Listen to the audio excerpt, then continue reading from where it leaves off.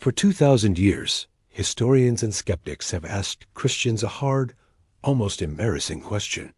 If the sky truly went dark over the whole land when Jesus died, why did no one mention it outside the Bible? Where is the historical proof? If it really happened, shouldn't the great empires of the time, Rome, Egypt, China, have recorded it? The answer is yes.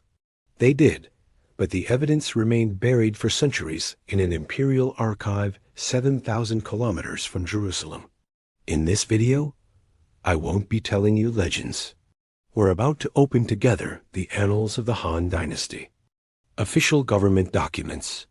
You will discover that ancient Chinese astronomers not only saw the Star of Bethlehem, but recorded minute by minute the exact moment Jesus died on the cross. And what their emperor wrote that day, without ever reading a page of the Bible, is one of the most shocking prophecies in human history.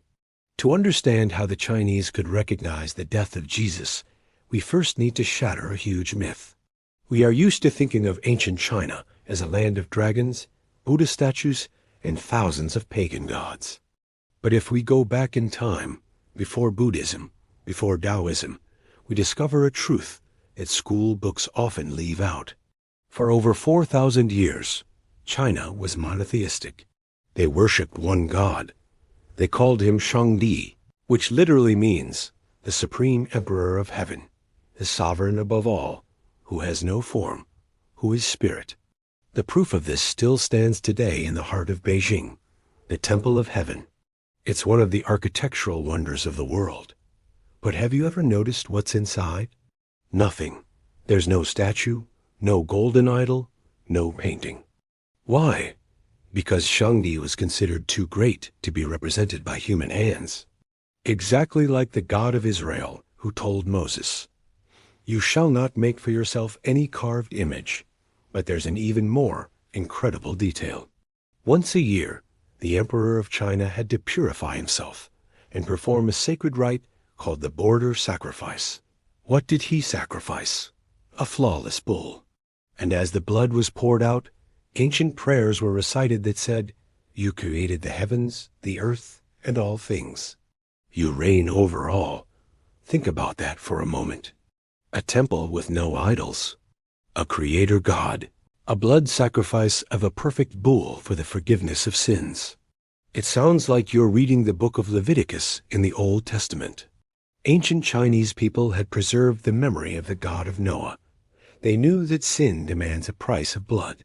And it is precisely because they knew the father Shangdi that they were able to recognize the signs of the son's death. But before we reach the astronomical evidence, there is an even deeper proof. One that every Chinese person uses every day without realizing it. The story of the Bible is hidden in their writing. Chinese characters are not letters like ours. They are conceptual drawings. And the oldest concepts tell Genesis in a shocking way. Look at these three examples. The character for vessel, or ship, is composed of 8 and mouth, meaning person. So a vessel with 8 people, why 8? If China didn't know the Bible, why does the ancient word for ship contain the exact number of passengers on Noah's Ark? Noah, his wife, his 3 sons, and their 3 wives. But it doesn't stop there. The word for temptation or devil, mo, is astonishing. It is formed by tree, plus cover, plus 2 people, plus devil. 2 people under the cover of a tree with the devil. It's an exact snapshot of the Garden of Eden. And now the last one, my favorite, the character for righteousness, Yi. On top is the symbol for lamb. Below is the symbol for I, meaning myself. For ancient Chinese people, to be righteous literally means when the lamb is above me, when the lamb covers me. This is pure Christian theology. I am not righteous by my works. I am righteous only if the Lamb of God covers me. Do you see it now? The ground was prepared. God had left his fingerprints in their culture. And now let's look at what happened when God decided to come down to earth. Now we move from archaeology to astronomy. We have to open the imperial archives. But can we trust these documents? Are they accurate? You need to know this. In ancient China, astronomy was not a hobby. It was a matter of state. The emperor based his authority on the mandate of heaven. There was an imperial department of astronomy with hundreds of scholars who watched the sky 24 hours a day. They were obsessive. They recorded Halley's Comet centuries before Europeans. They recorded supernovas that the West ignored. And there was a grim detail. Mistakes were punished by death. If an astronomer missed an eclipse or got a prediction wrong, he could be executed. So when we read something in their records, we know two things. They truly saw it, and they checked it 1,000 times before writing it down. That's why what you're about to hear has immense historical value. Let's begin around 05 BC, the period when most historians place the birth of Christ. The Gospel of Matthew tells us that Magi came from the east, following a star. Many skeptics say it's a fairy tale. No one saw that star, really. Wrong. In the annals of the Han Dynasty, in the volume devoted to astronomy, there is a dry, precise note. In the second year of the Zhanping period, second month, a Huishing star, a comet or a nova appeared near Altair. The text says it remained visible for more than 70 days. That is exactly the time a slow caravan would need to travel from Persia or from the edges of China to Jerusalem. While Bethlehem slept unaware, on the other side of the world, astronomers were tracing the signal that the King of the universe had arrived. But if the birth was a sign of hope, the death was a sign of cosmic terror. Climax, the darkness, 12:30 to 17 o'clock.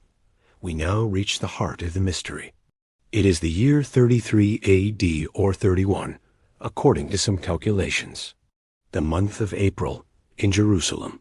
It is noon. Jesus has just been lifted up on the cross. The Gospels say darkness came over all the land until 3 in the afternoon.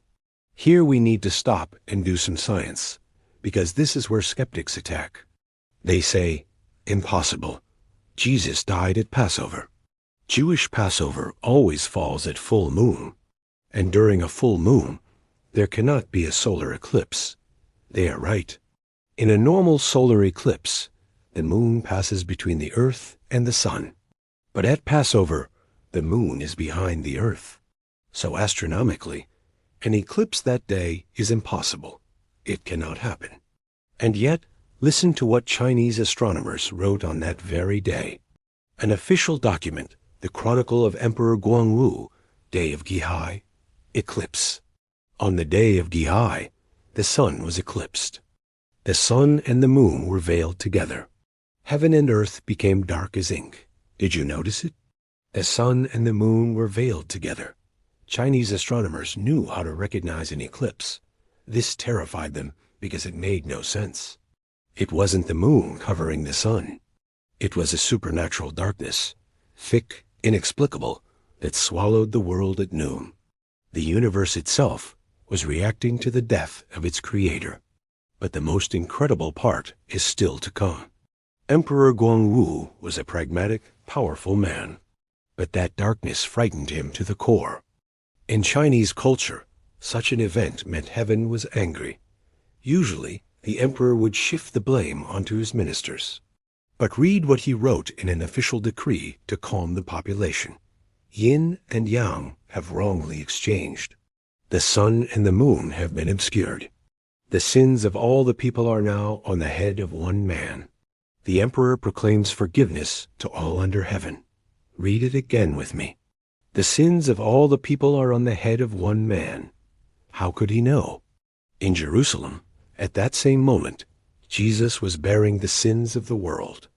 In Beijing, a pagan emperor, moved by God without realizing it, was writing the perfect theological explanation of the cross. And what did he do immediately afterward? He proclaimed an amnesty, a general pardon. Why? Because he sensed that to appease heaven's wrath, a price had been paid. It is moving to think that while the disciples fled in fear, God was using an emperor on the other side of the world to testify to the truth. But the story doesn't end here. 3 days later. Exactly 3 days. In the annals, Under the entry Day of Benin, we find another strange note. The astronomers recorded a radiant halo, like a rainbow, surrounding the sun. For ancient Chinese people, a solar halo carried deep meaning. It represented reconciliation between heaven and earth. It represented a new, glorious era. 3 days after the death, the tomb in Jerusalem was empty. And in China, the sun was shining with a sign of reconciliation. Shangdi had accepted the sacrifice. Death had been defeated. Why does all this matter today? Because it reminds us that God is not a Western God. He is not the God of white people or Europeans. He is the Lord of history. Today, Christianity in China is exploding. It is estimated that there are over 100 million Christians more than the members of the Communist Party. The government tries to stop them, burns crosses, arrests pastors. But do you know what many of these new believers say? They say, "We are not becoming Western. We are coming home. We are returning to the faith of our ancestors. Our emperors knew. Our language testifies. Our star saw it. The story of Jesus is written in the DNA of China." And if God left such powerful evidence in the archives of a pagan empire, how much evidence is he leaving in your life today? Evidence you might not be seeing. The light has overcome the darkness.